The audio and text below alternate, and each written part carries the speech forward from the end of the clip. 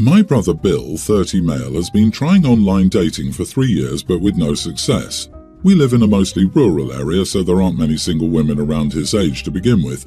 The ones who are available, well, Bill didn't think they were good enough. He asked me to edit his Hinge profile so he could attract a mate. I looked it over and, damn, his profile has paragraphs of what he wants in a woman. Skinny, cute, under 30, average to high income and needs to live locally. She must be into anime and gaming. The only pictures he's got are grainy selfies or pictures with one or both parents, mostly our mom. Bill lives with our parents and has been working as a door greeter at Walmart since he was 18. I told Bill that he doesn't need to overhaul his page, he needs to overhaul his life. No woman meeting his wants would want to date an obese 30-year-old living off his parents and working a Walmart job normally given to older adults to stay busy. Bill freaked out on me and told our mom. She's upset because I tried to tear him down when he needed my help. She wants me to apologize, but what's there to apologize? I just told Bill what was wrong and that he should consider changing his life if he really wants what he wants. Am I the idiot? I was supposed to be helping my brother and instead tore him down. Hello, yes, I would like to order 1 hot sugar mama, younger than me and lives in my rural area. She must like anime and overweight man boys and not judge me for my job or living status. She should be able to do everything, cook for me, clean up after me, and not have male friends or colleagues. I will offer nothing in return. I hope this is an acceptable compromise. What a catch indeed. And he doesn't need to overhaul his page, he needs to overhaul his life, is what more people need someone to say to them. I can't believe he has photos of his parents on his dating profile. That'd be a nope for me. Dear God, he sounds like an incel in the making. I mean, you were harsh as heck, none of it is untrue though. He seems to be asking for a lot with not very much to give in return. Personally, I would probably have chosen not to respond rather than say all of that, even though it's true. Can't judge you the idiot though, he asked for your help and you gave him the truth. In the making? Dude's fully cooked at 30 years old. If he was a steak, he'd be well done. You are not the idiot. What on earth were you supposed to do? Your mother has a very positive view of him, so she'd be the best person to help him with his profile. The fact that he ran straight to Mommy and that Mommy now wants you to apologize is exactly how and why Bill is in this position. He needs therapy and a life coach, but my guess is he can't be bothered. Imagine being 30 and not just being able to tell your sibling you didn't like what they were saying. Instead, you need Mommy to do a power play because sister hurt my fifis. He's deluded and it needed saying. Just reading this, his attitude toward women made my skin crawl. His list is not okay coming from anyone. Ask him if he was athletic with a good job and if he would date an obese woman making minimum wage and living with her parents, lol. In fact, he wouldn't date the female version of himself now. He'd be lucky to get any female version at this point. His mother is the perfect person to overhaul his profile. They're both as delusional as the other. I have in-laws who are exactly the same and they don't want actual help, they just want you to tell them they're right. Let them tell each other that everyone else has the problem. OP surely has better things to do with their time, like watching the bees pollinate flowers in a park far, far away from the family. I've, male 32, been with my girlfriend 29 for over a year now. She's smart, funny, a bit quirky and has a serious job with a good salary.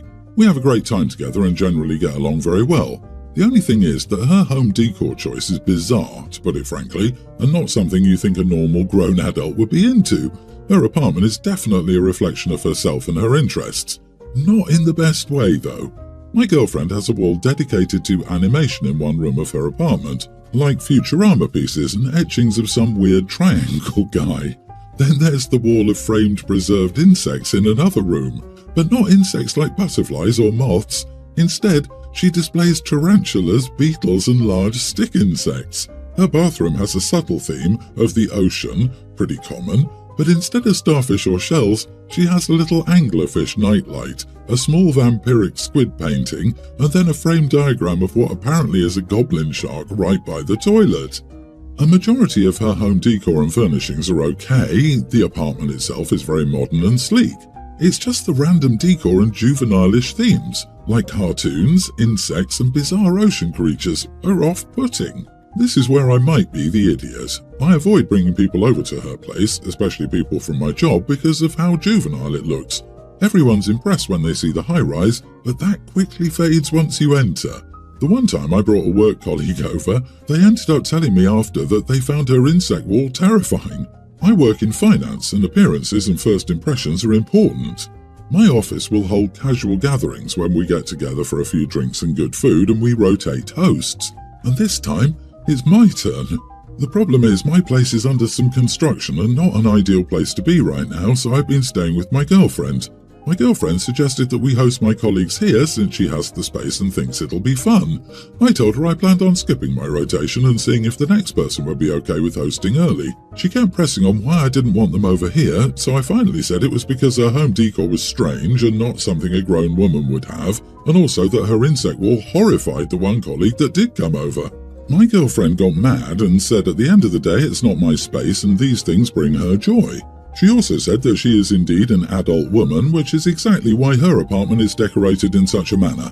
I love my girlfriend, I do, and it's okay to have different interests, but what does an adult really need to decorate with them besides a few things here and there?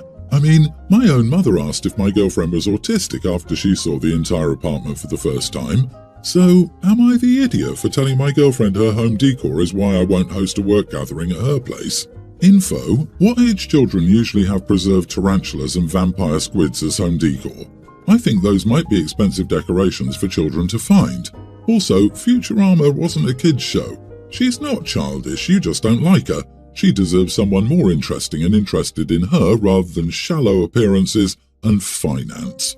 You are the idiot, so you don't like her interests. You don't have to be judgmental about it. Your one and only experience bringing someone over, they were terrified of the insect display. So this one person and your own distaste have convinced you that everyone would be terrified? You don't need to bring your work colleagues over, but if you yourself look down on your girlfriend because of her interests and how she chooses to decorate, maybe you shouldn't be with her. Honestly, OP sounds like the only childish one here. Personally, I'm not too fond of live creepy crawlies, but that's because I don't want them on me. Creepy crawly exhibits of live or dead ones when they're behind glass, endlessly fascinating. They are amazing creatures and deserve to be liked and loved. I just don't want them crawling next to my skin. Her apartment sounds amazing. I'd love to look around it and engage her in the conversation. Your girlfriend sounds cool. What's she doing with a finance bro? Having second thoughts? OP, if you're so embarrassed by her, why are you with her? Do you see yourself in her life with her in the future? Yeah, no, you don't really love her. If you did, you would rejoice in these fantastic examples of her quirkiness. She sounds great. Break up with her and let her find someone who will cherish her awesomeness, as you're too embarrassed by her passion. So my husband works crazy hours. He's gone 6 days a week, basically all day. I'm a stay-at-home mom, going to school online and doing freelance work from home. I get 0 breaks. And on his one day off each week, he wants to do stuff as a family, so I still don't get a break. Anyway, his work schedule changed, so he's going in an hour later but has to stay an hour later. I thought it was great so he could spend some time with our child in the morning, and maybe I could get an uninterrupted shower. Well, on the first day of the new schedule, I woke up and he was already gone. So I called him and he was at the gym, and I explained it would be nice if he let me know he'd be going instead of just assuming.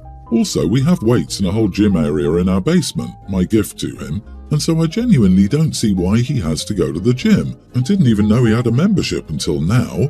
Then he explained that he was going to use his extra time in the morning now to go to the gym before work. So instead of me getting any break, my days are now 2 hours longer, because he gets up at 6 to go to the gym, then gets home at 9 p.m. I also expressed that I think it's highly unfair that I cannot do things for my self-care without a babysitter that I end up paying for, and that's if you consider going to the dentist and doctor to be self-care. Anyway, am I the idiot for not being okay with this and standing my ground? He said he's still going to go and that he can't do all the workouts he needs from our basement.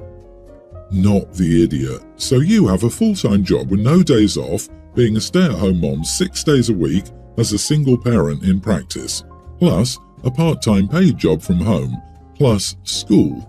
Have you considered adding up the hours you do and showing your husband? Leaving him at home to do your job for a few weeks. Seriously, go away and leave him to do it. Pointing out medical appointments come before the gym. Going to add 2 hours a day, 5 days a week at the gym is excessive and unnecessary, especially when you take it out of someone's time and well-being. I think that your hubby is avoiding home and the children. And we have a winner. This guy just does not want to be a dad at all, so he has a family he's not actually interested in. Please tell him he will have to work more hours and forget about the gym, as he will need more money for child support payments. Agree. Honey, you're drowning. You need to clarify to him that this deeply affects your happiness and mental and physical health. Tell him the marriage cannot survive if you're drowning this much and that you love him, but this is putting a strain on your marriage. Additionally, from a divorced gal who went through the same, just so you know, you get way more breaks when you're divorced. It's great. Kid-free weekends to do whatever you want are so relaxing. So definitely evaluate whether this stress is really worth it. If I was choosing a marriage like that versus divorce, I could tell you from the other side, definitely divorce. That marriage sounds exhausting. I'm a single mom to Juliana, teen. I work nights and get home at 8 a.m. When I get home, I'm not driving my kid around to go see her friends, I'm sleeping. When she was younger, we had an au pair for this kind of thing. Over the past year, we've had an agreement that she can go wherever she wants after I get home, as long as she can get there on foot or on her bike and she stays in our town. This agreement works because she's been able to prove that I can trust her over the years. I also have a tracker on her phone that alerts me when she leaves town. My sister asked me to babysit her kids, a teen female and a tween male, last weekend, while they went to a wedding. I warned them that I'd be working those days and wouldn't be taking their kids anywhere until at least 4 p.m. and that I wouldn't let them go into town. They seemed fine with that until Saturday morning. I came home from work, made me and the kids breakfast, and Juliana left the house. My niece asked why Juliana gets to go out and they don't, and I said it's because she's been able to prove that I can trust her and I have the tracker on her phone. They're not with me long enough for me to be able to trust them to wander around town, and since I don't own their phones, I can't put trackers on them. The kids woke me up multiple times that day to take them places because they were bored. Then their parents started calling me because I can't let my daughter go out and not my nieces and nephews, and I should have called in sick if I couldn't let my niece or nephew do anything fun because of my work. Sunday was the same. I didn't take them out either day because if they didn't respect me, I wouldn't take them out, which their parents also got mad about. My sister and parents are upset that I locked the kids in the house all weekend but let Juliana do whatever she wanted. They're saying, to be fair, I should have let all of the kids go out or none, and are calling me a bad aunt. Am I the idiot for letting my daughter go out and not them? Not the idiot. Their parents should have arranged activities for the kids and transportation if they were worried about it. You were clear and they accepted it. You've already inconvenienced yourself by babysitting for the weekend. Now they expect even more? Nah. Something I'm also baffled about at their ages. Are you telling me those kids couldn't work out how to entertain themselves for a few days? Don't most kids grow out of the "I'm bored and it's your job to fix it" phase by the time they're 9 or 10? They're old enough to read a book, watch a movie on an iPad or play board games. My mom had similar rules to me as a teenager. I could go where I wanted, when I wanted, as long as I told her about it and kept on top of my other responsibilities, like school. My older brother would complain, saying it wasn't fair since she didn't do that with him, but his grades sucked and he snuck out all the time to drink with friends. The most rebellious thing I did as a teen was driving my friend to McDonald's for chicken nuggets at 3 a.m. because she was too high to drive. In other words, I was trustworthy and he wasn't. OP, you did your sister a favor. They knew the rules. She would have complained more if something happened to her kids if you let them rove around free range. No good deed goes unpunished. I have an autistic son, tween, who doesn't like fizzy drinks. He's also not a massive fan of milk or juice, so he drinks water. I went out to eat with my grandfather, kiddo's great-grandfather.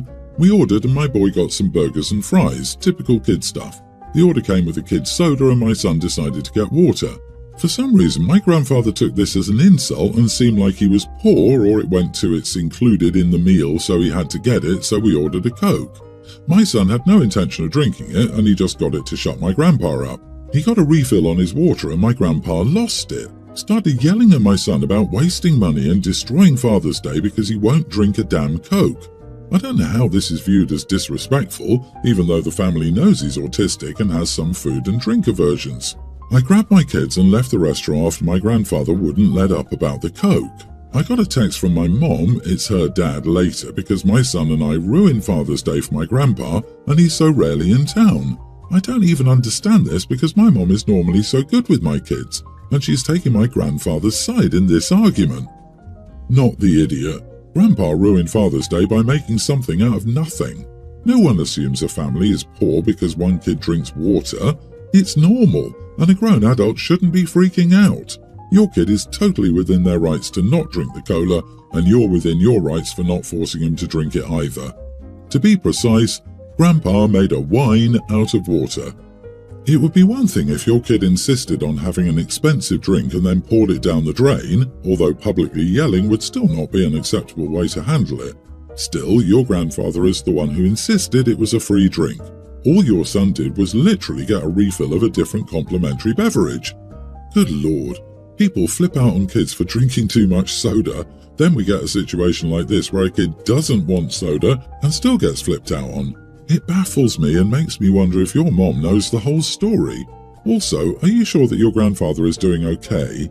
Angry outbursts could be a sign of something more seriously wrong, like the early stages of dementia. Good for you for sticking up for your son and showing him you have his back.